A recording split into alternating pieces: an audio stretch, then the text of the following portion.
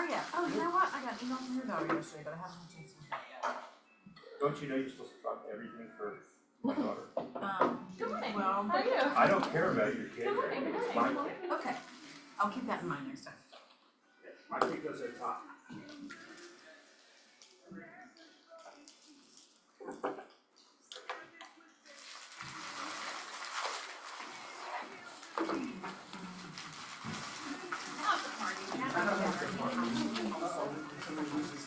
We did, I guess they got sent out the hall for some reason. How long have you been? I have not seen you in so I long. know, seriously, I had a couple weeks sporadically where you probably came in or I wasn't here. My daughter did not, but. Okay, well. It's been a minute for me, so it's probably just vice versa. It feels like I haven't seen you in so long. Are you good?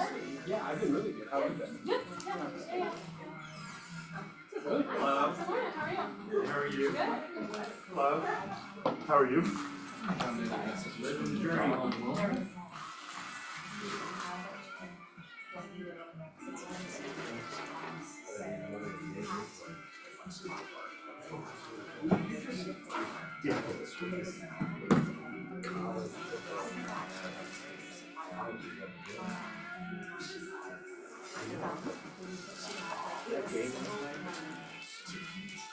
How do you want it? Which one? The only one? No. By the way, your team looked very good.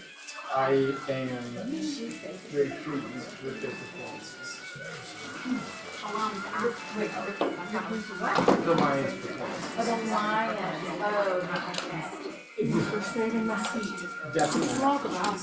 I mean, David, I am very happy. I remember. Oh, are you? Oh, yeah, that's very exciting. Yes. But no, Michigan State. I just did two Yes, the first year. Last year, our coach got hit with a scandal, so he got fired. Yeah, it is. And now we have a new guy who's from Oregon State. Seems like a pretty good guy, but I mean, he is definitely a big problem with staff and quarterback. Just like the Detroit Lions. so that's They're the best team in the league right now. I'm happy to meet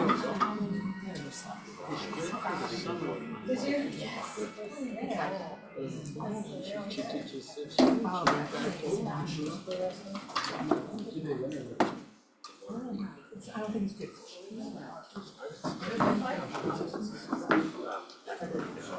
Very fun.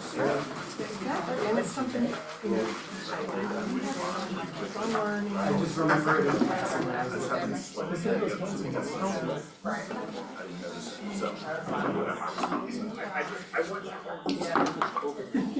Yes, and she, that's exactly right. And just know that oh my gosh, wrong one. Yeah, I did. Oh, okay.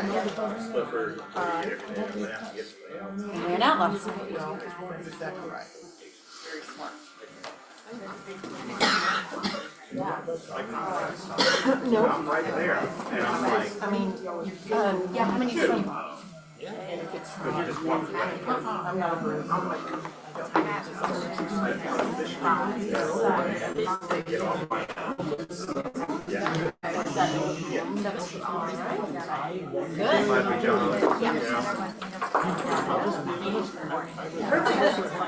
Oh, that's good. And there's plenty more if you guys need more.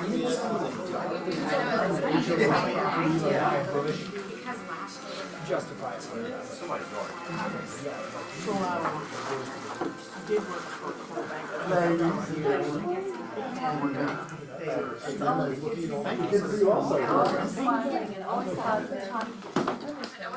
don't know where to turn mine. Logan, good morning. How are you?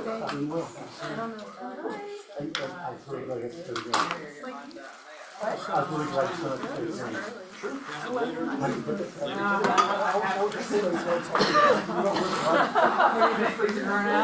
was like, it worked. But you can't tell from like back there.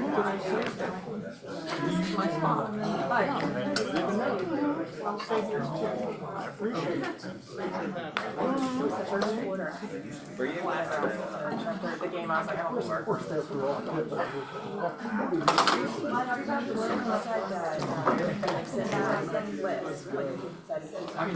Were you like all signed up?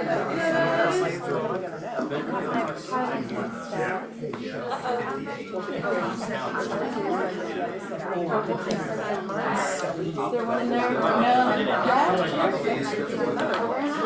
So he was like, I don't want to be like, I'll try that.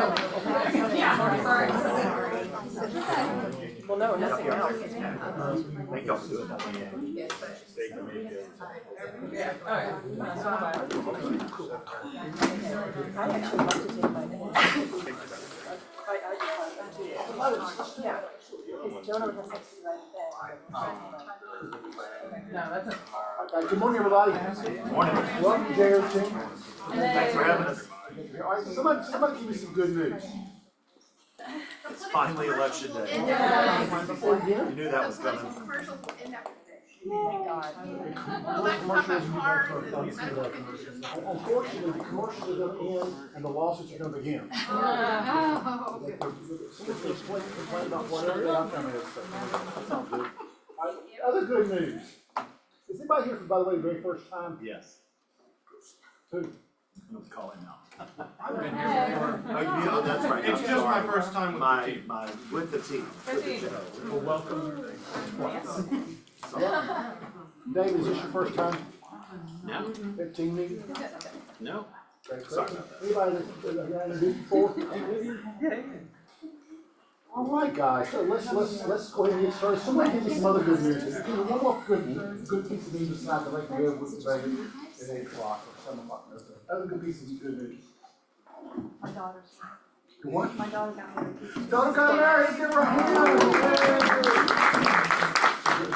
So literally the day I got married, I was thinking that my father's name is Simon, he was my best man. He looked at me and goes, give me the credit card. I said, what do you mean she give me the credit card? I had a credit card for college, I had to pull it out of my pocket. My mother was furious. She got my credit card that day, which I remember that. All right, anybody else have something they want to share at all? They had credit card for it? Oh, did you ask? It was made out of stone. And it couldn't be issued in her name. You know, I've been thinking about trading some of the call bank rocket. Anybody else? Then let us move on. Who's up first? Thomas and Brown, they're not. Thomas and Brown. Thomas Brown. Are you with Thomas Brown? Yes, I don't have much to say. Hey, I'm Ashlyn. I just started. I'm a new attorney. I just passed the bar, so. I look at it, say 10 o'clock, I can't even pass that. Anybody else? All right, come on up here. Guys, good morning. Good morning. I'm Reed Clark with Silverton Mortgage. Danielle Delaney, Silverton Morgan. And somewhere hiding in the shadows is Heather Corey. So today is the day that you think of the person in your life, one of the people in your life, without whom your life would be chaos. Actually, y'all are all ladies, so it's actually probably you. But Heather is one of those, and it'd be chaos if not for Heather. Thank you, Heather, for all you do. So you guys thank somebody in your life today who makes your life much more orderly. And along that note, here's your calendar. Is that good, Jim? Good. Here's your calendar for 2025, courtesy of Heather Corey. And you guys, if you need one of these, need another one, just let us know. Hope you enjoy it. I know a lot of y'all don't use paper anymore, but there are people that What do. does one do with that? Jim, what they do is they plan. Yeah. You have to have that to plan? Yeah, you gotta write it down somewhere, because if it's not in your calendar, Could you put it on this? it doesn't exist. Yeah, so anyway, so there are actually probably a good number of people in here who still use paper. All right, who has that paper calendar they use every day? Look at that, a bunch. Good, way to go. You see, you're not just a pretty face. Thank the Lord, I'm not depending on that. Anyway, anything you wanted to mention, today, Danielle? I mean, it's kind of business as usual in the mortgage business. Yeah, business as usual. We'll let you guys know how rates are affected after the, election. Yeah. In general, they're about where they were during the summer.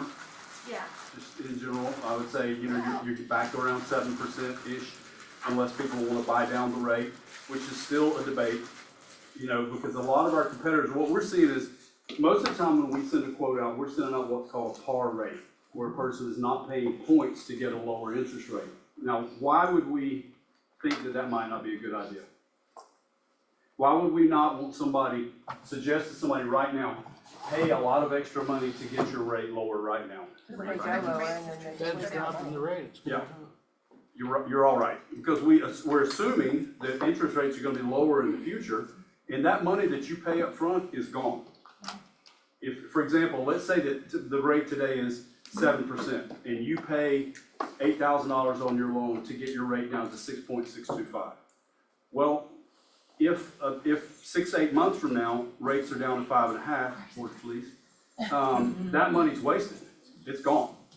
So and I have seen people, I had somebody this year that paid $20,000 to buy their rate down into the fives. I'm like, well, I hope you're right, So that's the kind of thing that's going on right now. How long would it take to equalize, like how many years? Well, that's the calculus. It's like, you do the math. It's costing me this much, I'm saving this much per month. Where's the break-even point? 3.5 years, 4 years, 5 years?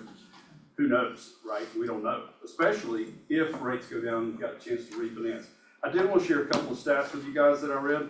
Average age last year of first-time home buyers in 2023. Somebody want to make a guess? 32. 35. 35. 58.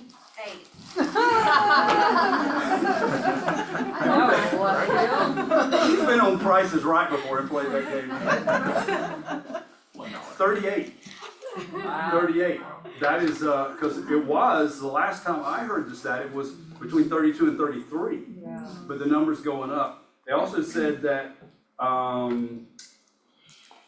repeat buyers, people who are buying their second or third or fourth home, average age 61, that would be how old I am, I know it's hard to believe.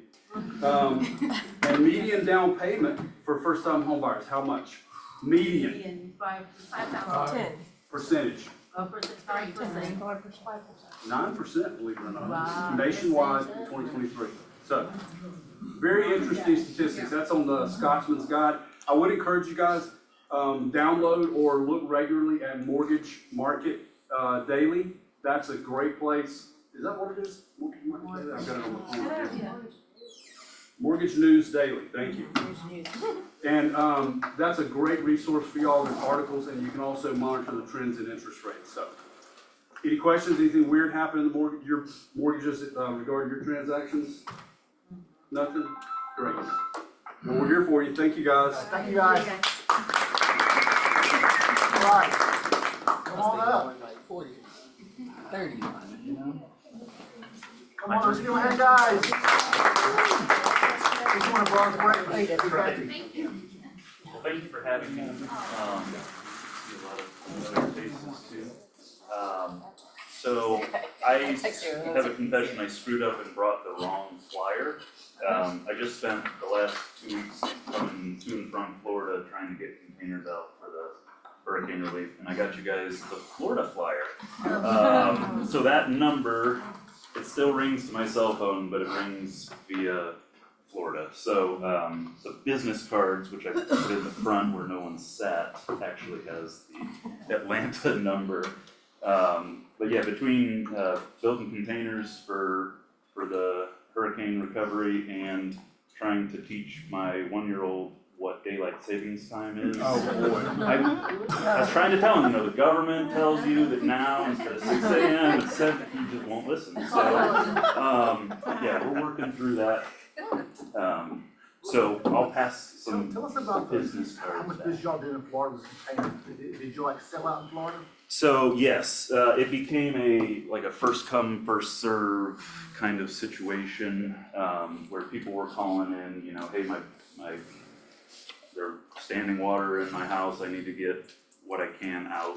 And so we just started building a waiting list, and I was telling Kimberly, we actually had brand new containers in the port being ready to be delivered that couldn't get offloaded because the hurricane hit, and then they had the labor strike, and then another hurricane hit. So we're finally getting past that and being able to have inventory, so if people call up and say, hey, I need a container, then we have it for them. But it was a whole industry. So it, luckily, I guess, for Store Square, there's kind of a second wave of recovery, so, you know, what was dry has been saved, what's wet has been thrown away, but now there's the actual reconstruction piece. So we'll get some more containers out for that, but it was pretty wild. The phone was ringing faster than we could answer, and pretty much everybody that called had the same story. You know, you're the 5th person I've called and nobody has one, or, you know, they're 3 weeks out and there's stuff, you know, sitting in my living room wet right now. What do I do? So it was tough.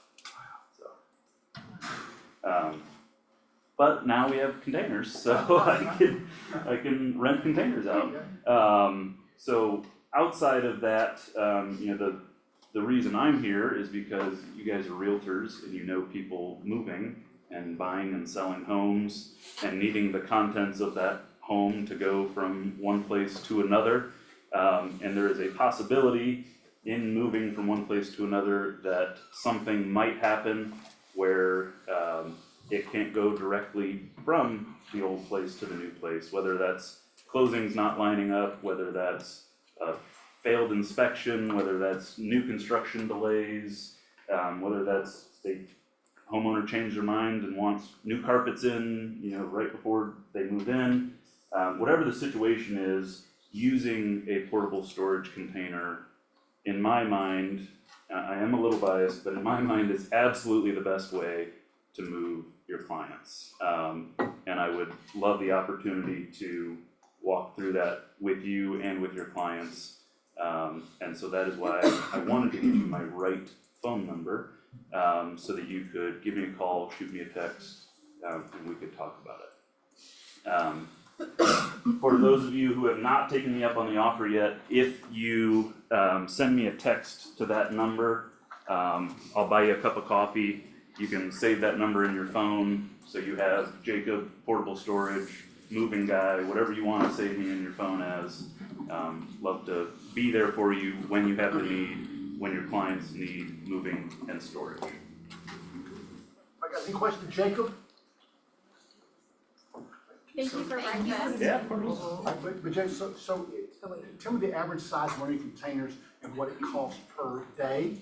What's the average size? By the month. So instead of like a rental truck where you're like, oh, if I'm not back by 4 p.m., they're gonna hit me with another, you know, whatever the rate is. We just do a month-to-month rental. So if it's less than 30 days and you're out in a couple weeks, then it's just that single, you know, 30-day rental period. If it turns into something where it's several months, it's just month to month after that. And the pricing is actually on the back of the flyer here. I would say average is the 16-foot container. It's kind of the industry standard. We recommend it for 3 to 4 rooms worth of furniture. So that's not to say your full 4-bedroom home will fit in there, but 3 to 4 individual rooms worth, you know, count the bedroom as one, count a living room as one, dining room as one. That rents for $209 a month. If it's just staying at the house, going to the new house. If we need to bring it back to our place for storage, we charge $245 a month. Any questions at all, guys? Anybody at all? Any questions? And I still offer a realtor referral discount. So if you have your client just mention your name at booking, there's no special code, there's no QR thing to scan. It's just, you know, hey, Jim sent me, said you guys were good people. We'll give him a good deal. Cool, great. Okay. Anything else? And I have stress squares if you want. Anybody need it. I'll pass them out before I Oh, go. please do. Anybody else, guys? Any questions? Let's give Jacob a hand. Thank you so much. All right, Sherry, come on up. Let's give Sherry a hand. Oh, you're here, Congressman. She's gonna come up when I'm done. Thank you. All right, so, got the results of the listing contest, and I will say, one of the things I'm most impressed with is that 37 different agents took at least one listing. Good job, guys, that is awesome. All right, we're gonna start with the individual. So, we had a tie for first and second. So, third place winner for individual was Liz Cohen. Yay, Liz! So, and all of these are monetary prizes, and all these will be deducted from your office bill. All right? Is that good? Yeah. All right, that's what Melissa told me to do it, so. Okay, for individual, we had a tie for first and second. Anya Davis and Adriana Wakeman. So, I was so excited to see that. All right, teams, third place, Patty Jackson. Second place was Marjorie Caesar. And first place was Libby Bramlett with 7 listings. All right, for groups, we had a tie for second and third. Kelly Allen and John Ellinger. For first place, with a whopping 22 listings, and let me clarify, I know a lot of you turned in your listings in command in the month of October, but a lot of them were September, a few of them were August listings. The criteria was, it had to be an official October listing with the commencement date and the acceptance date, October, guys, all right? So the Overbecks took 22 listings in the month of October. That is amazing. I think it's one of your more productive. It has been. It has been? It has been. Okay, and so what did y'all do to focus on that? Really, I think we're Stephanie. I mean, I know a lot of it came from y'all nurturing people, Julie and Stephanie Can. I mean, they kept nurturing, and then it's like the floodgates kind of opened. It was crazy. It was like every day Or I had 2 or Mackenzie 3 and Catherine. listings. I mean, Y'all did awesome. Okay, congratulations, everybody. So stay tuned. We will probably do another listing contest. We usually do it about March, April, around St. Patrick's Day. So we have that little scavenger hunt with it. February, loving all these things, February. Are you gonna do it? Go for it. That's what happens in the pipe house. Yeah. All right, guys. So again, thank you so much for all the activity. I promise your listings that you took will pay off first quarter, if not by the end of the year. And keep going and getting those listings. And now, Ms. Thomas and Brown, you ready? Come on, Terry, get your right hand guys, come on up, Terry. I feel like a pageant winner, Miss Thomas and Brown.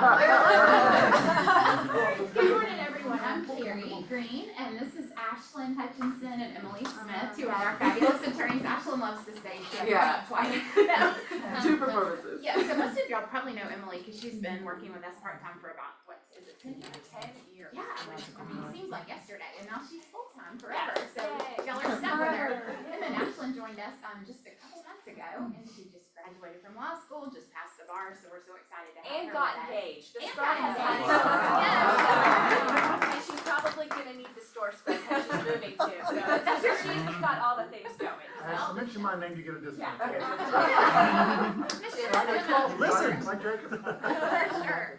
Yeah, no, we just wanted to come up and say hi, and of course they'll chat here in just a second. And we have an event coming up on the 7th, at Marlowe's Tavern. You're invited, social hour. It'll be a lot of fun. Just come and mingle with all of your Quan buds. And then That's 2 days from now. 2 days from now, Yes. And then next Thursday, we have this More You Know Code of Ethics. Many of you have been asking, so we will have it. From 1 o'clock to 4 o'clock, it'll be 3 hours of CE credits with Ms. Cheryl King as our instructor. And as you can see, we will not have an indoor fire pit in here for s'mores, but we can at least watch Phil the File do his. That's gonna be here? Yes, here in this very room. Do y'all have anything you'd like to say or share? No, don't Oh, us? put on the No. spot. We'll see you Thursday. Yes, I'm sounds excited good. about that. All right, thank you guys. Give my hand guys. Yes, if you cannot be here in person, and we usually don't announce our Zoom classes first, because then nobody comes in person, but we know that you'll come. But if you cannot attend the in-person, ethics, we're gonna do it again on the 18th from 10 to 1. So once you register, then we'll send you the link, so we'll send that email out as well. Let's Thank give you. our hand guys, thanks so much, we love Paint the Town Red, join the Overbeck team as they paint the town with open house y'all wanna talk about that, Beth? Well, sure, on the heels of 22 listings that we took in October, we decided to do an open house palooza this coming weekend. We've gotten an objection or two recently in the last couple months about something about waiting until after the election to buy or sell, so we thought we would capitalize on that and host as many open houses as we can this coming weekend. So I believe we have 12 that we are holding open. So if you'll hold your own listing or someone else, you can do it this weekend and jump onto this, right? Jump on this, cause we're gonna have our signs gonna be everywhere, we're gonna be out all over town. We have a total of 11 spots that can be filled because we're doing it both Saturday and Sunday. So if they want to do one of your listings, or what? Yeah, if they wanna hold one of the houses open, let us know. Cool. And David, last weekend, you went to the open house, and how many people came in the open house, were you there last weekend?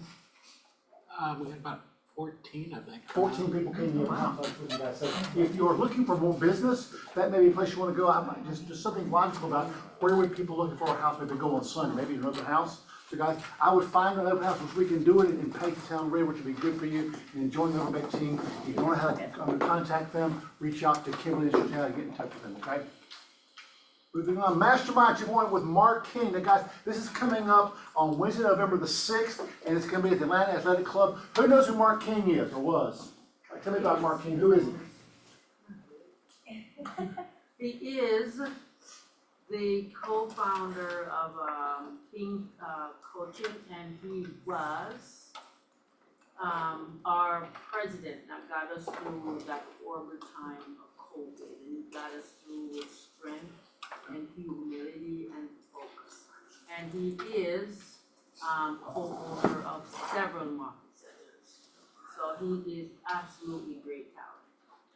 Guys, Mark King, as she said, number one, if you can work and hang with Gary Keller, you have to be exceptional. Gary does not hire people that are not exceptional, so that Mark was there for a few years as president of our company, guys, he is amazing. And so it's a mastermind, and you can come here to register for it, but it's Wednesday, November the 6th, from 11 to 2. Kimberly, you sent out an email about it, right? So you can register there at Atlanta Athletic Club. Topics to discuss is gonna be multiple, including how to grow wealth, guys. So this guy is incredible talent. Please go if your schedule allows. And even if you're brand new here for the very first day, you can still attend this if you'd like to go. Again, it's at the Atlanta Athletic Club. Please go if you'd like to go. I think, guys, this is the one, so does everybody know that I meet with a coach every single week? I have my own coach. He only coaches people that are team leaders or operating partners. He asked me last week, he said, so Jim, when you guys have a class like on business planning, does your whole office show up? And I go, well, no. Right now we have 25 signed up for it. I go, no. He said, but why not? Why would they not plan the business for next year? Because the saying goes, if you fail to plan, you plan to fail. So guys, we're bringing in somebody, this guy is amazing. This is James Farron. He's a friend of mine. He is in Peachtree Road. He and his wife have got a very successful team. He is a bowl coach. He is on the master faculty, guys, and he is also great talent. And he's going to help you plan to have a great year next year with the activities that will take you to be there, guys. I don't know why this is not sold out with standing room only, but it's coming. Of course, you're all the ones that show up at the team meetings. I shouldn't fuss at you all. You people online, I'm glad you're online also. Anyway, this is coming up on this week, November 7th, from 9 to 3. R3, do you want to add anything to that? Because R3 helped us get this. Yeah, this is, so when I worked in corporate, we did our business planning every October, right? And the reason why you plan is so you know what your goals are for next year. So this is gonna lay out the numbers. Usually after that, we'll do a class on, okay, how do I get to 26 or 27? He's gonna show you how to backtrack it. So you know how many units you are gonna need to live. You're not just gonna go, oh, you know what, the Overbecks did 12 listings, so I need to take 12 listings next week. No, there's a method to it. That's why we have systems, we have models, and James is one of the best at teaching. And it's all day, 9 to 2. So I challenge you guys, pick up the phone and invite another agent in the office. Because this is gonna teach them how to run their business like a business. Guys, who in here would like to have their office bill paid next month? like have me pay it, hold your hands about to do this, okay? Okay, fine, nobody else wants to see them. If you bring a recruit to this, you bring a recruit to this, they show up, I will pay you all until next month. Oh, it's on. And they gotta show up, they have to be currently licensed, they can't be getting licensed. If you bring a recruit to this, I will pay you off until next month. And I'll get in trouble for that, but that's okay. That's the first time I've been in trouble. Team leader, I can do what I want to do, but I will pay your bill next week if you bring. Why do I want to do that? Number one, they'll come, they go, oh my God, we don't get that where we are right now. This is amazing. And he is that good. But if you bring bring a recruit, I will pay your bill next month. Okay? So that's on. And Kimberly, make sure you write that down. Okay. All right. Also, guys, this also is farming. This is the queen of farming. She does it exceptionally well. She has a great plan for it. She thinks outside the box, guys. So this is in person only with Paige Morgan, Monday, November the 11th from 11 to 12:30. If you want to know how to do farming, if you're not farming in a neighborhood, you're leaving out one of your best ways to grow your business. One more fun to do that, so guys. So if you like to do this and come to her class, it is next Monday, only live, no Zoom. Thank you, Paige. Market Matters next week, guys. We're not going to be here. We're going to be at this, and this is next Tuesday from 9 until 11:30, guys. And it's going to be all the stats, what's going on in the market, where the market is going. It's at downtown Sandy Springs.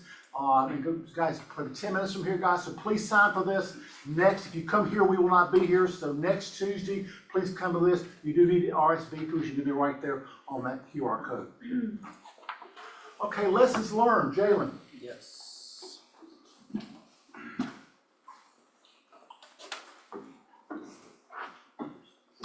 All right, how are y'all doing today? All right. All right. That was mighty weak. How are y'all doing today? I'm Jalen Walker. I'm the assistant team leader here at Keller Williams Atlanta North, and so happy for you all to join me today. Wanted to start out in spirit of Election Day. One of my favorite presidential quotes is, "A house divided against itself cannot stand." Come on. Not gonna say which president that was, but here at Keller Williams Atlanta North, we stand together. So what I want to start with is for everyone to get up, not the person next to you, but just give somebody a hug or a handshake. Let's get them confident.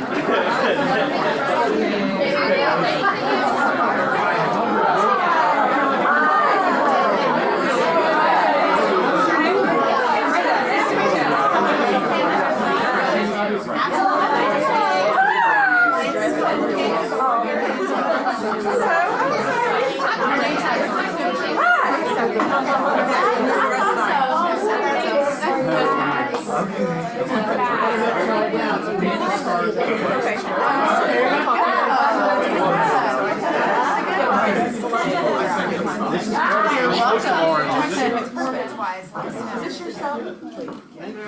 Alright, awesome. Feels better when we're all kind to each other. Next, I want to ask, this was something in bold yesterday for you all that aren't taking bold. I wanted to just share a gem that I got from it yesterday. What day is it today? In real estate, on the real estate calendar, what day is it today? Tuesday. No, it's February. It's yes, no, it's actually, it's a 90-day cycle, so what is this? November, December, January. Yeah. It's January. Today is 5th. January 4th. If you look up what 60 days from now is, it's January 4th. So when he started out yesterday, he asked, what day is it? Everybody is like, it's Monday, it's the 3rd. He's like, no, what you do today is determining what your next 60 days is. It's 90. It's not a 90 Jalen days. original, it's just a bit from Bo. And Next so, 90 days. It Oh, goes not- up next 90 days. there it is. But we are working towards our next 60 or 90 days. So when you look at the calendar and when you look at what's going on today, the contacts you make, the open houses this weekend, know that that is 60 to 90 days from now. One thing I want to do, thank you to the Overbeck team coming today. We've been doing something a little bit new at our team meetings called the Wheel of Referrals. There's a couple of prizes that are going to come from it. You should have been here last week. We were dressed up as Willy Wonka and as a Oh, I couple saw Oompa it. Loompas. You saw it. We actually had Willy Wonka in the building, but I want to call up Leah and Christy. This is a surprise, but you both have sent me referrals, and I want to be able to say thank you. The prize is on the wheel. It is going to be a gift card at a value, a Starbucks gift card, a cash gift. You have the opportunity to get one of the books that is downstairs. Today we're going to be going over Shift, so if you land on the book, you may be able to get a copy of Shift, or you may be able to get $20 off of your office bill. And so, Leah, she sent me a great referral, and she's going to be able to get the spin today. Ooh, $20 off office bill. Alright, awesome. Perfect. So I'll let Melissa know. Yes, you're actually gonna make money on your office bill next month. My Thursday, is that still gonna count? 100%. There it is. You'll be on profit. Licensed person. Alrighty, and Chris. I feel like it'd be like the Price is Right, we have to reach really hard. It's just Amazon spin wheel. MREA. So you're gonna be able to get one of the books I'll take it. I'll downstairs. give So it to awesome. Alrighty, thank you all for your referrals. So, for lessons learned today, first want to ask, does anybody have any contract scenario that's come up recently that they would like to share? Anything unique? Christy. I have a good one.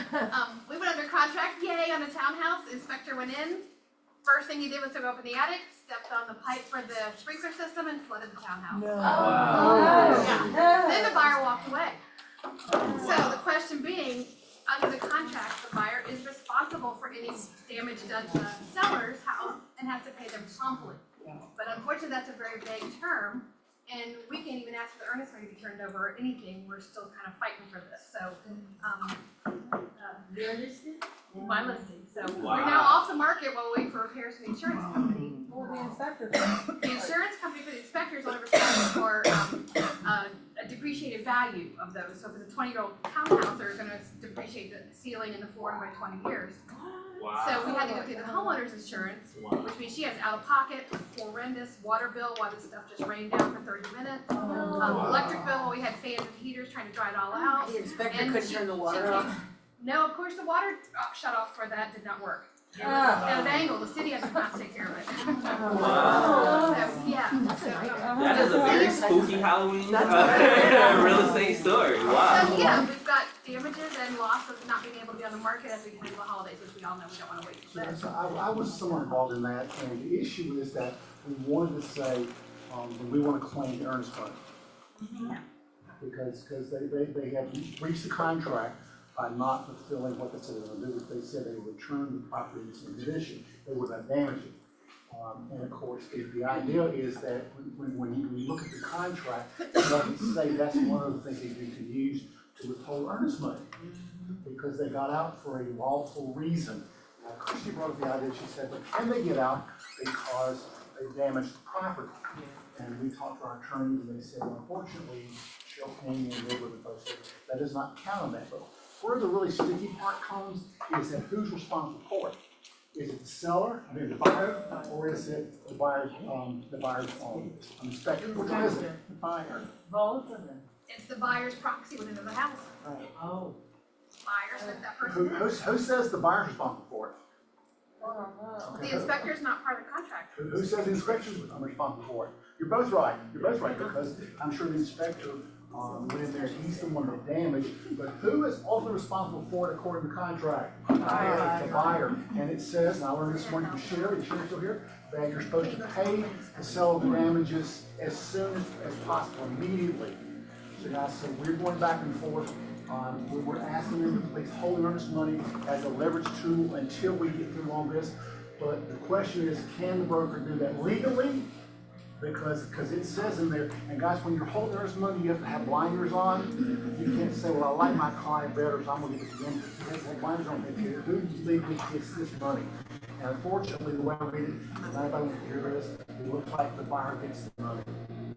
Because they got out for a legal reason. Now, the real estate company can say, well, I'm gonna hold it anyway because I'll do the right thing, but I'm not sure they can do that. So we're working through that process right now. And guys, it's been an interesting process. But how many of you have had an inspector damage property during an inspection in the past? Whenever? All right, hold your hands up, okay? just a few of us, I mean, most people might have known through that ever, this doesn't happen a lot, but, this was sort of a fluky one where the inspector did not mean to step on something. Did not mean it. It even noted that this is a delicate area, it should be careful, it's not protected, and he turned around and stepped on the other side. Oh my God. Oh, yes, oh, yeah. But yeah, usually it's like a He didn't feet do that. through a ceiling, it's, so damages aren't that big, but this is a $39,000 damage. You know what it was, $39,000. Yeah, the buyer's probably freaked out. We're working through that, okay, guys, so anyway, that was our lesson learned. That was lessons learned, but one thing that we also wanted to take the opportunity to do was to learn from you all, the staff. We are in our 2025 calendar cycle of planning out our trainings, our classes, and our masterminds.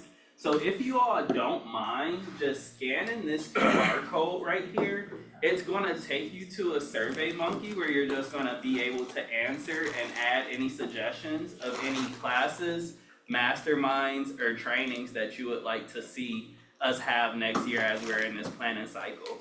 I can dim this light just for a quick moment.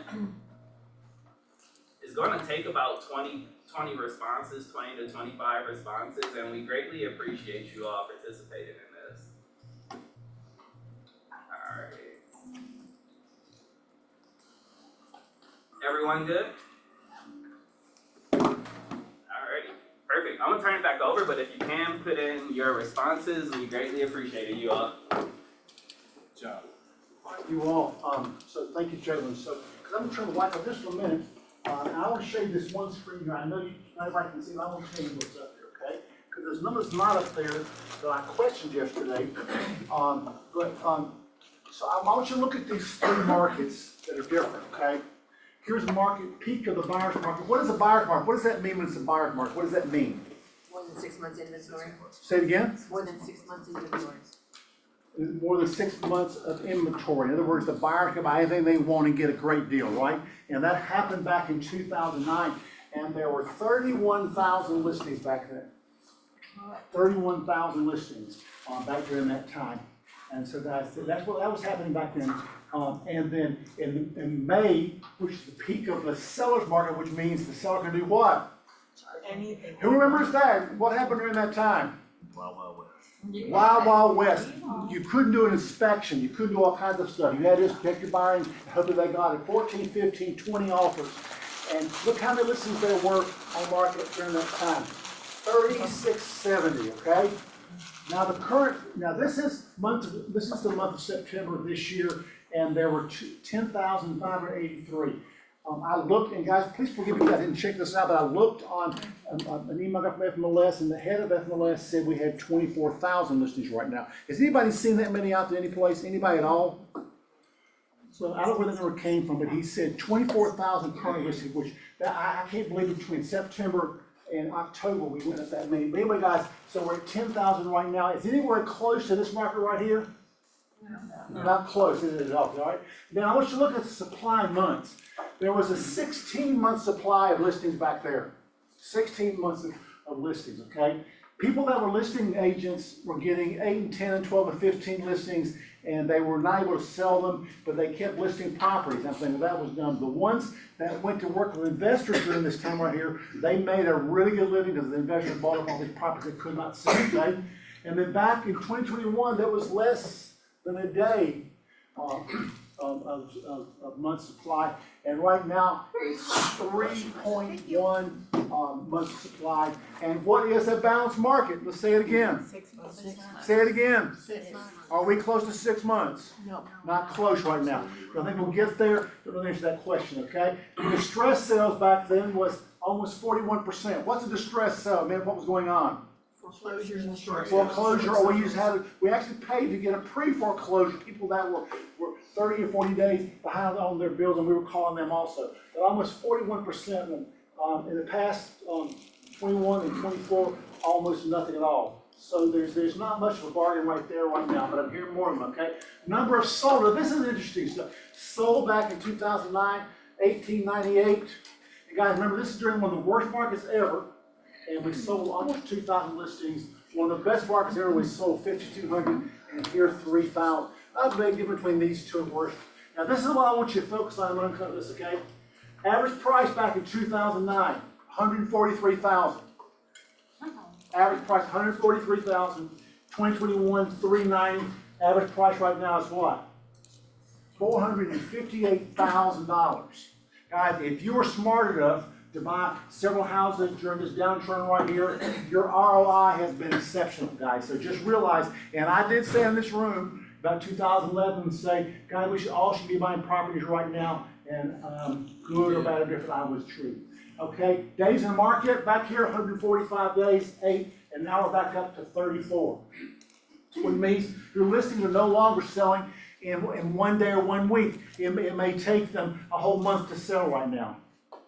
So guys, and I want you to look at this one also, and then we're gonna move on, okay? Failed listings, 75% of listings failed back in 2009. 14% failed in May, and look at this right now, almost 50% of them are failed listings. Tell me what a failed listing is. What does that mean? An expired or withdrawn. Wait, you were on price reductions. All right, Arthur Reed and I are going to, she doesn't know it yet, I'm a volunteer for this. Every year, up until the past couple of years, we've had a day after the end of the year to where we've gotten together and we've called expired listings. Why would we do that this year? Actually, January 2nd of next year. Why would we do that? Why would we have calling volume? Yes, sir, Ron. Opportunity. And why an opportunity? A lot of listings do what at the end of the year? Take off for the They holidays. expire, a whole bunch of them, so guys, so we're probably gonna have a call-a-thon on that day, and we'll be the only office doing it. And so guys, we'll probably have a call-a-thon because you can come in and have opportunity to do what, Rocket?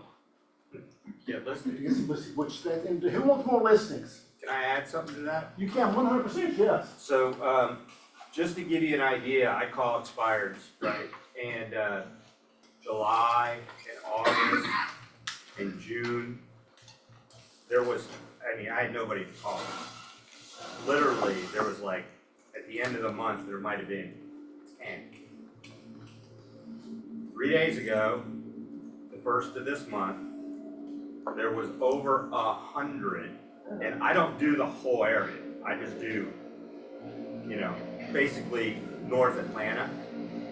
There was over 100. So that's, and when you go on and look at FMLS, what do you think the biggest issue is? Yep, pricing, and the second thing I see is the quality of the listing is horrible. The write-up is horrible, the photos are ridiculous, and we're gonna see that more and more because does it cost money to get good photos? Yes. Do you think people that don't have any business have extra money to go pay for good photos? So, there's opportunity. Guys, there's opportunity right now in a couple areas which we're gonna talk about, okay? So guys, who in this room has a copy of this? I did turn the information back up a little bit more, thank you for reminding me, okay? And doing this. I got it. I'm sure it's just a hot flash. Who has this grade number 1? Who has, hold your hand up high, let's see, okay? Who has picked this book up in the past few months? Way to go, Beth. Okay, guys. All right, so somebody's been here for a while, I'm not my name, but somebody knows. Why should we be looking at this book right now? Because we're in a shifting market. Okay, tell me what that means. Well, right, what you're used to is now gonna change. Which it does all the time anyway. What you're used to is gonna change. What have you been used to the past year, 2 years, what have you been used to? Seller's market. Say it again? Speed, because you put it on the market, what happened? Sold off the market. It's sold like this, boom. What do they call it? Put lipstick on a pig, and what you do that list, you can sell it quickly. It scared me to death that we were writing multiple contracts with no appraisal, no inspection, no anything. I'm thinking, that's a disaster waiting to happen. But did you have to do that in order to get the property? You did. That's what the real world was like, okay? So about a month ago, I was talking to an agent, and she told me she had 16 listings and 3 or 4 more on the way. And he said, Jim, I can't sell them. And I said to her, the reason they're not selling is, Price. say it again, Price. price. And I said, okay. I said, it's price. She said, Jim, I don't think it's price. I think they are priced well. And then Stephanie Venable, Stephanie, raise your hand up right there, who's also on the JO team. You and I had the discussion about why one of your lists was not selling, and you all said it was not priced. Do you remember this discussion at all? Mm-hmm. And you know what you told me? Because it was a great learning experience. I don't remember. Yeah. So guys, is price one of the reasons something does not sell? No, condition. Say it again? Condition. The condition of the home. Condition, okay.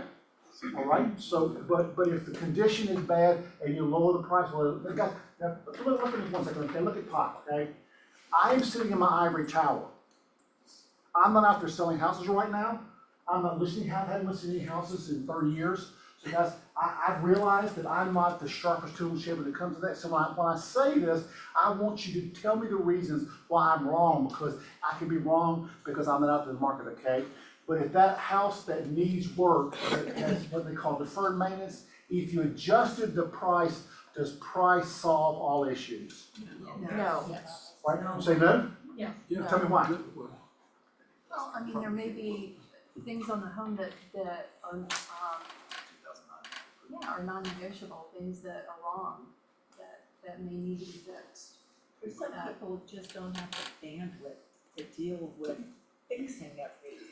Right. They don't have the bandwidth to fix everything. I hear that. Do they always have the financial ability? No, I was gonna say the finances may not be there for them to do it either. Finances may not be there. You were first. If you lower the price to $70,000, I'll buy it right now. So it is a price issue. No, but if you can't, if the seller That's- can't, okay, that's different. like, yeah. Let's see, say it one more time. If the seller can't take less, Right. like sometimes there's a number where, sure, price will fix it, but if they put X amount in to get X amount out, their bottom line might be better than just But reducing yours it. can't versus won't do it. Yeah. Right?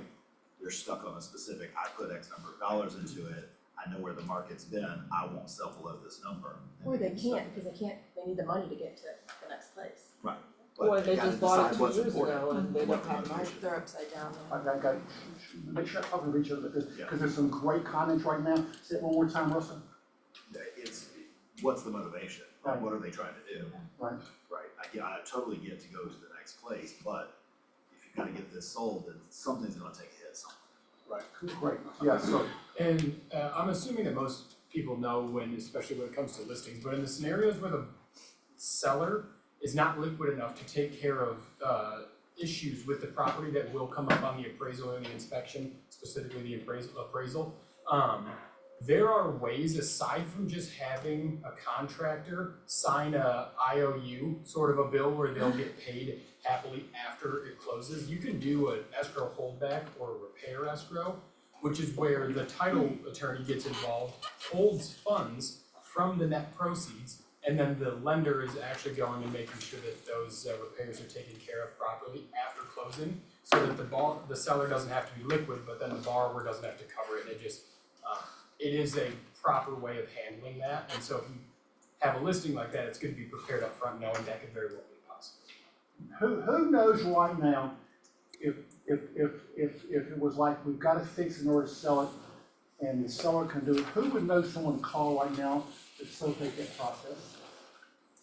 Like, tell me who you call, Chris, who you call? I've got a handyman service that does about everything. So handyman service, okay? Yeah. What do you have? I've met several contractors who will go in and paint and recarpet and change light fixtures, patch bathtub, So the bigger, contractors. like, bigger. Okay, who else has something that they can use? I'm Yes, just saying, I have a contractor that'll go in and bill at closing. And to play it closing, okay? Shelley Varner's got a referral for one who does too. Say it again? Shelley Varner's got one who does that, they'll you closes. Okay, are the companies that are going to do that for you? Yeah. What are some of the names? Curbio. Is that one? Yeah. Mine's a Don't they do a dependent lien on stop. your property though? Yeah, but it gets sold. Right. They'll get it done. So guys, you need to know, be aware of that in case you have one where the house is just nasty inside, have not been touched in years, and that will help them, guys. So there's several out there besides their investors under that process also, okay? So as you look at the market right now, is it a seller's market or is it a buyer's market? Which one is it right now? What are you seeing out there? Depends on location. Say it again? Depends on location. There's All right, tell me more about that, Angela. There are certain areas of East Cobb, obviously, where people are clamoring to get into the district and they're getting multiple offers. And then you have other areas of town that are less desirable and. Do you have any in mind?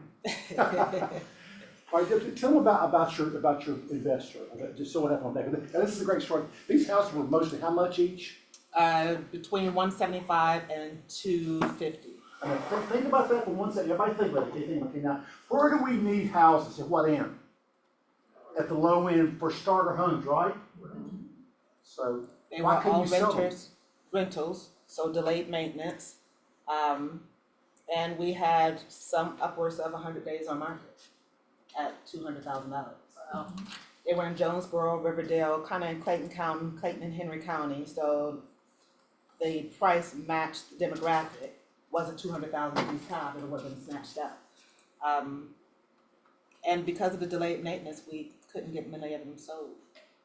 Because the buyers were so tight on cash, they would not look at a house that had that many issues, because they just couldn't afford to do it. The lower end, 200,000, a lot of the houses sitting here right now, because a lot of them have what? Late maintenance. So they just sitting there right now, which is oxymoron, because we need stuff on the lower end. Because guys, when a person 250 sells their house, they move up typically to like 350 or 400, and the one that sells 400 move up to where? 600, whatever the guy. So we need things on the lower end in order to have everybody move up to their next buying house. So again, you would call this market a what type of market? Shifting market, okay? Now, someone has said out there right now, guys, that if your buyer wants a deal right now, this is the time to get a deal. How many of you believe that? All right, tell me what you think that means. I don't think it's a perfect time to find a deal. Deals are always out. I like that. So it just matters what type of buyer you are. Okay. So if you're an investor, of course, there's always deferred maintenance homes in the area. It just depends on how you go about seeking those homes out. Okay. All right. Most investors are finding what kind of properties these days when they're buying? Off-market properties, and we're finding a bunch of them. Not me personally, but the investor finding properties like that right now. Okay, all right, so I like that. But someone that I trust, and I think I can quote her, Libby Bryan, is Libby pretty good at what she does? She's the first person who told me 3 months ago, Jim, this is a perfect time for a buyer to get a deal on a house. So what do you think she means? Compared to where we were, you can get your inspection, you can negotiate repairs, you can get closing costs, so it depends on what you're comparing it against. I have a lot of buyers who've been able to get, if not all of their closing costs, most of their closing costs paid, whereas 3 years ago, it was laughable. And I believe there's more to choose from. What'd you There's more say? inventory on the market. What'd you say? There's a little more inventory on the market. Well, I mean, again, I'm not gonna look at, again, y'all look and hold me accountable for this, but we probably see 10,000 or something on the market right now, and I saw yesterday from the list 24,000, so we should see that. And what's the days of the market right now? What is that? 34. 30 some days, okay, guys? Which is, most has been how many years? How many? About 5. About 5 years, which, so it is an opportunity like that. Yeah, Rocky, you were next. So the opportunity is you have to look at mindset. So we have all these stats and we see that it's now 34 days. The mindset of the seller and a lot of agents are telling them, oh, and it's a clean house, we're gonna be under contract in a week, right? And the sellers start to get really nervous based on that expectation. That's where the opportunity is, right? So tactic number 7, guys, look it up, and if you don't have these books, go downstairs and buy one. Billy got a number, it says, the ability to learn faster than your competitors may be the only sustainable competitive advantage that you have. Tell me what that means. What does that mean? Know your numbers. What? Know your numbers. Know your numbers, okay, what else? Okay, Jalen? I think like when it comes down to perception, like Rob was just talking about, for sellers, a lot of people were in the mindset of 2 years ago, like how we just saw 2021, May 2021. You got a lot of people whose mindset has still been there, where it really needs to be in what does January, February 2025 look like, and what is the current market presenting. And so, and learning faster into what is the today versus going off of the expectations of yesterday. So if you're thinking 2 years ago, are you an informed buyer, a buyer's agent? You're not thinking. So guys, so your ability to realize, oh my God, it is now 30 days on the market, that's different now. We probably have some time to get a deal on a house right now. I do believe, and again from my ivory tower, that their house out there sitting right now, their sellers are saying, please bring me an offer, I want to close for the end of the year, bring me an offer. So guys, they might have to look for those houses. Yes, you have to go out and find them. Call the agent and say, we listed at 450, would they take 300, not 300, but 399 for, they might just go yes. So call the agent. Yes, sir. Jim, Kyle will tell you the same thing under Danielle too. I mean, a year ago, we weren't seeing contracts where the seller was paying closing costs. And now, almost everyone, last night I got a text from the agent saying, we're gonna get 16,000 in closing costs on this $800,000. Which is not here for a year ago, right? Right, I mean, it's different, for sure. That's real money. Yeah. I call fall and winter market as a serious market. There are serious buyers and serious sellers on the market. Sellers who have to sell, buyers who have to buy. And this is the opportunity window every single year. Every single year we know that at this time, if somebody didn't sell in spring or summer, they're ready to sell, they're ready to negotiate. And buyers who are not able to compete against multiple offers during the spring and summer, they can do it now. They can do that now. And they go out and they make a better than unusual offer right now. And somehow, not all of them know, but they can make some pretty good offers. Yes, ma'am.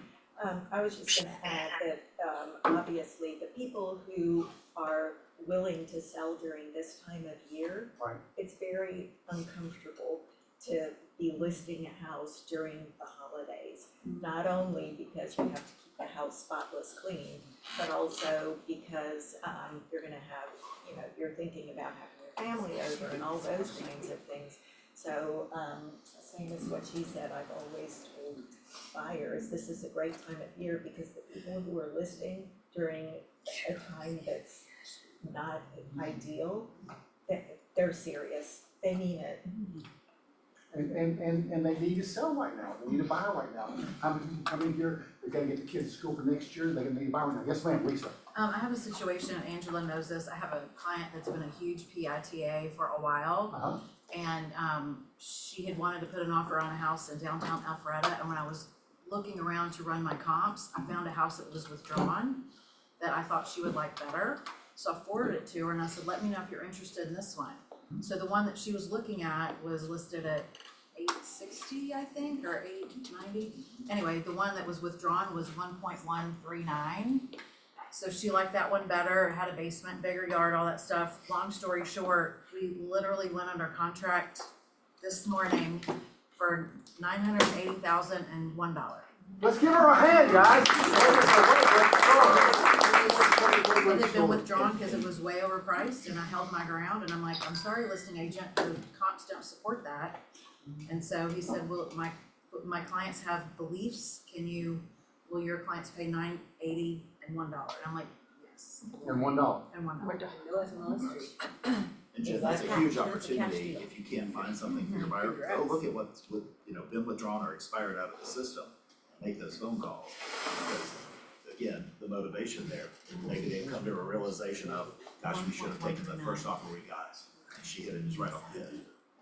So guys, knowing your market is also acceptable. If you walk in the house that's 1.1 million and you start laughing hysterically, like this is not ever gonna happen. They're never gonna get this kind of money. And if you can call the agent and say, well, listen, at 1.9, might they take 890? The agent says, yeah, if you bring it, we'll make it happen. Which means you have to talk to the agent. Which guys, one of the things the NAR students allow us to do is to talk to more agents. You gotta call them and say, by the way, are you co-opting? Are you paying on a buyer's agent? Okay, So I want us to talk today, because it talks about that in this book, it says, right now we need to, well, Gary Keller says, it remains full of people, the market remains full of people who want to buy and sell. There are no bad markets, just unmotivated, uneducated agents. Is that true? That's true, I think. Okay, but here's what I'll ask you.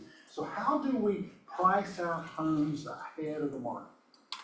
How can you price your home? When I tell you that, what comes to your mind? What do you think when I say price the homes ahead of the market? How do you get ahead of the market?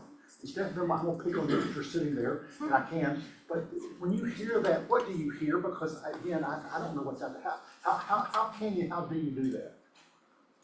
That's a little tricky for me. I think part of, when I go to meet people, it's what their motivation too. Like, are they in a hurry, or where do they need to be? What's their goals? You know, and kind of work around that, and then show them pricing.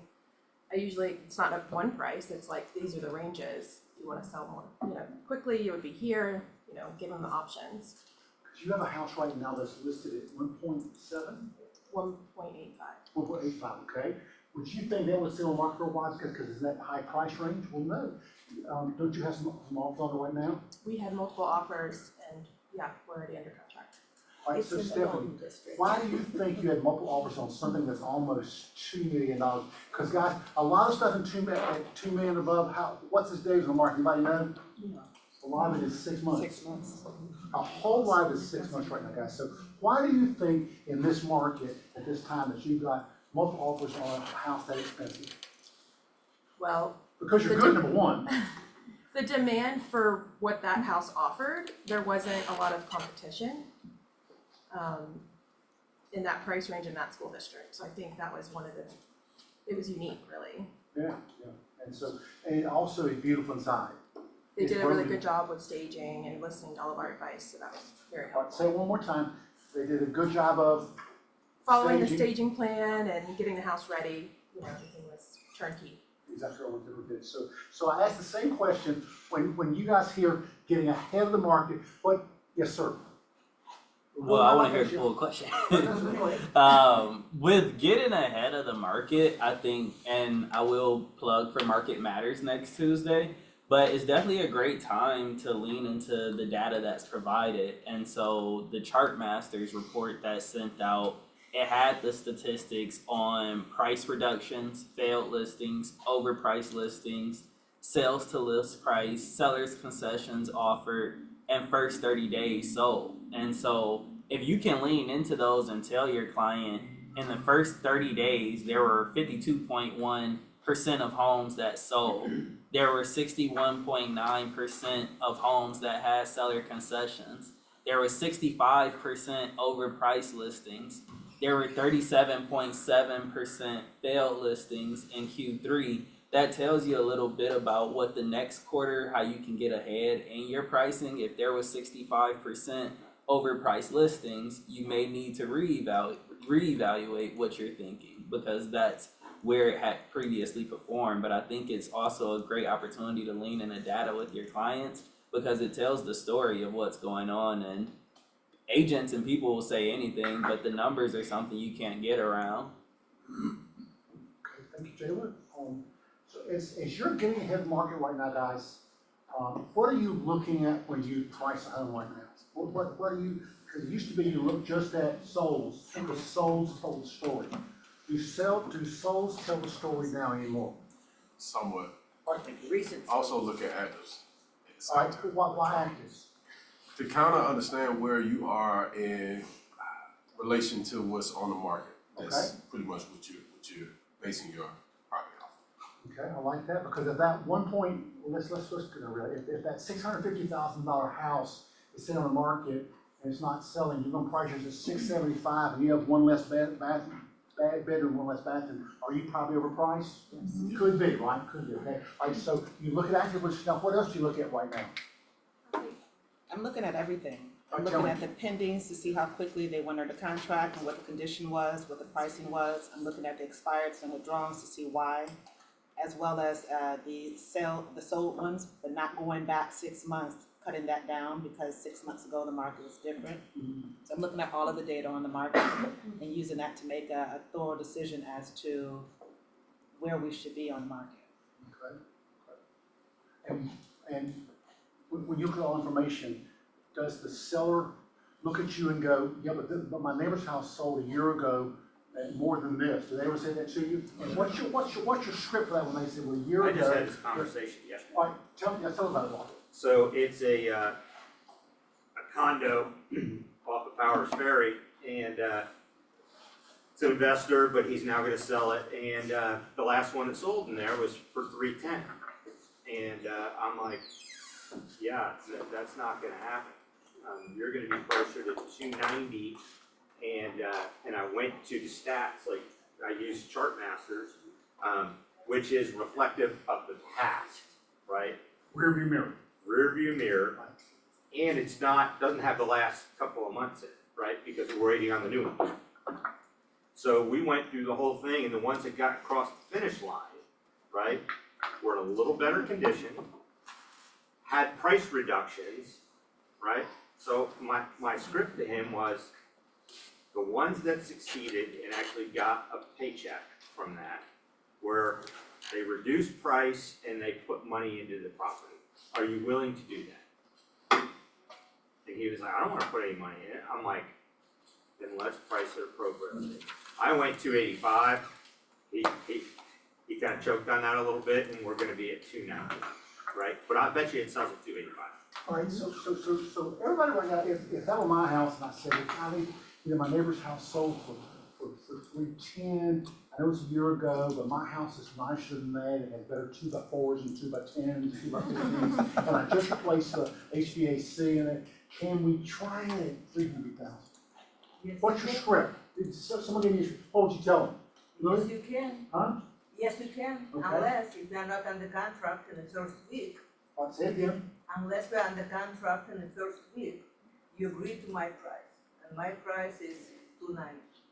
Yours is $310, mine is $3. All right, so you agree to it in writing up front, right? Okay? Russ? Or you can say, absolutely you can, just let's look at what that may cause. It may cause longer days on the market based on what I'm seeing. It may cause you not getting the dollar that you're wanting. I'm more than happy to do that though, and then I would definitely do that. And guys, is it a fact, the longer you're on the market, the less money you make? 100%. Is that a fact? Yes. So you look at them and say, guys, if you're on the longer you're on the market, the less money you're gonna make statistically. Now, if you wanna get my attention, give me that, I'm a very simple mathematician. I didn't get above eighth grade math, that's the far as I could teach. So I just realized, so the longer you're on the market, it's statistically proven that the less money you're gonna get. So do you wanna sit on the market, or you wanna go visit your grandchildren in Florida? Which one do you want? Right. Pain or pleasure, right? Okay, all right. What else are y'all doing to get houses priced right now? Anything else that you're doing? Virginia, what about you? What are you doing to get houses priced well right now? Virginia? The easiest thing to do is just to explain that you get more offers priced at the lower end of your range than you do at the higher end of your range, and you're more apt to sell for over what you wanted if you start low. Say that one more time. If you price at the lower end of your range, you will generate more interest and more worry factor, where they know it's gonna go, so they have to move fast. I love that. I love it. The lower you price it, the more you get. Okay, so guys, my favorite example is, and again, my ivory tower, is that, let me ask you, Mr. Seller, okay? So if we had a $100,000 car and had to put it on the market, we put it on the market for $125,000, what's probably gonna happen? Yeah. It's probably not gonna sell, is it? No. When we put it on for 85, what will happen? Several people will want it. You get multiple offers. It's the same way with houses. And Gary Keller, who I think is probably one of the smartest guys on the universe when it comes to this, he says, you cannot underprice a house. Is that true? Yes. Is it hard to tell a seller that? Yes. 100%, exactly right. It's hard to tell a seller that. Okay. Yes, ma'am, Virginia. You can underprice it, you won't undersell it.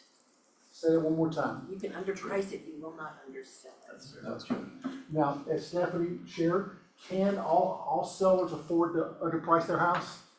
They have to have X dollars to get where they're gonna go. But then you come into what's your motivation, right? Which is at the coup. So guys, as we look at 2025, and look at that, tell me what you think the market's gonna do after the election. Do y'all see a magic bullet there that I'm missing? No, depends. Huh? What's gonna happen after the election? If this party wins, this is gonna happen, this party wins, this is gonna happen. The answer is, that is not true. The party that wins will not ultimately affect our market. Could it affect it for a day or two? Maybe, maybe so. Will the election ultimately affect our market No. in Atlanta, Georgia? No! I've already voted, guys, but I'll just tell you, it's not gonna make a difference at the end of the day, so guys, so what are you gonna do? Who thinks that there's gonna be a great market coming very soon? All right, you don't think so? I think great. I know lots of folks are saying, I'm ready to list January 1, let's go. Say it one more I think time. we're gonna have a strong year next year. All right, And so, some of the so, forecasts so have what, said. what is it about January 1, that they won't wait January 1? What is it about that?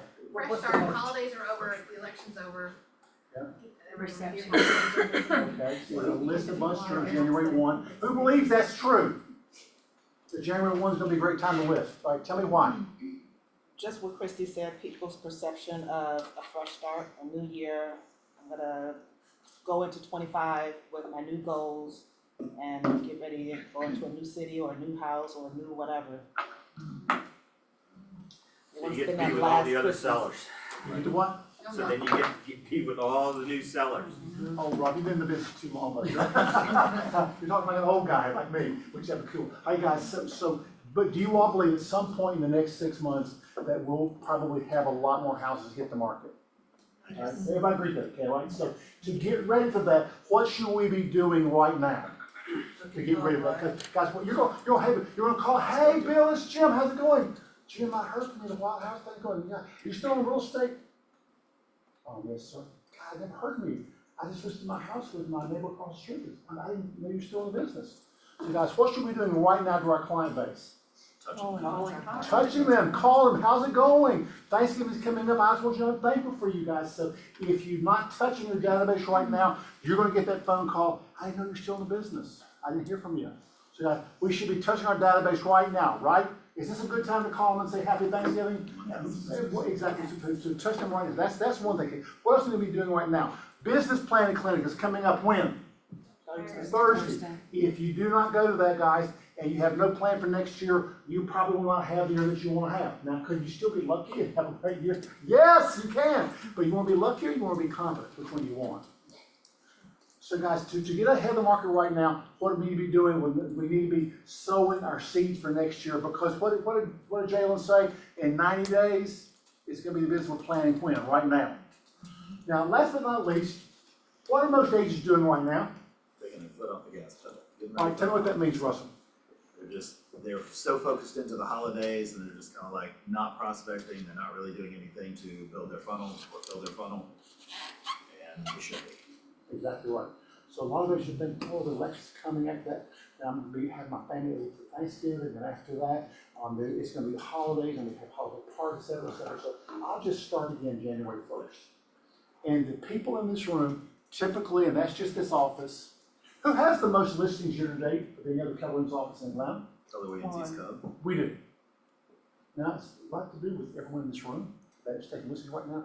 So we have more than 80, an office up here that's got 788, we have more listings than they have by 75. It's not like one, like 75 listings. Why? I think that we focus on that, guys. So between now and the end of this year, if you will focus on growing your business right now, you will reap rewards in January. Now, do I want to just take my foot off the gas and go play with my grandson's growing? Yes, but guys, if you do that, don't be surprised when January comes and your business is dead. And you look at somebody else and go, oh, look at their business, they're exploding, they're so lucky. Are they lucky? No, they're doing the business. All right, guys, so anything you want to add to this before we get out of here? Anything you want to add? Jim, I want to add to your comment about the listings, and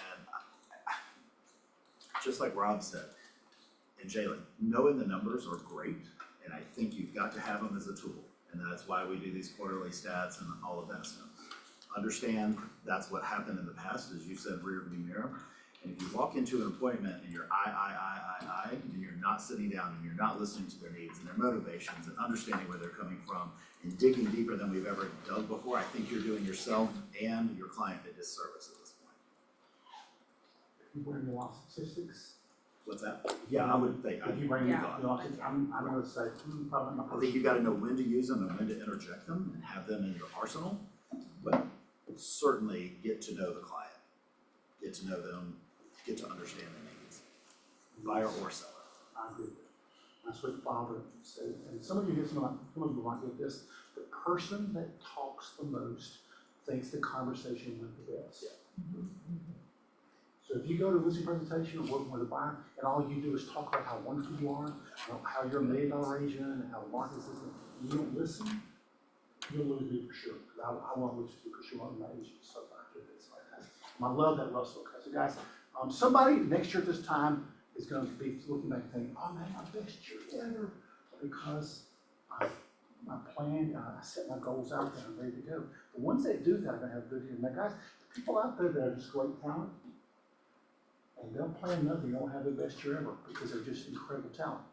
The rest of us, like me, I'm pretty good talent, but I have to work really get there. Like school. So guys, if you would take time now, go to our business planning clinic, go to Paige Morgan's, where she talks about how to have a farm area, guys. Use our resources here because guys, sometimes we have, like Barry had a Barry Walker had a meeting yesterday. What was it about, David? It was running your business as a business. It was excellent. Right, it was about what, David? Running your business as a business. Exactly right. How many people were there, David? Me and Jake, So 2 people. and Paige came by too. Exactly. So 3 people, and the event where he's talking about running business, guys. So guys, show up, which is a big thing. Anything else, Kimberly? Did we miss anything? All right, guys. Thank you all so very much. Next Tuesday, where will we be next Tuesday? In the Springs. Where? Springs. Sandy Springs, come to that guy, sign up for that, or just show up whatever, we'll be there. If you register, we'll have you there. And remember, if you bring somebody to the event on Thursday, what am I gonna do? Pay your office bill. I'll pay your off bill, but you gotta bring them, you've gotta come and bring them also, okay? Thank you very much, guys, enjoy your day. Thank you all for coming, Chair, give us a hand.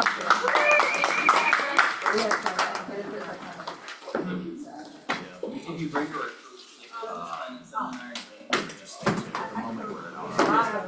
And that's the same QR code if you have easy classes for next year.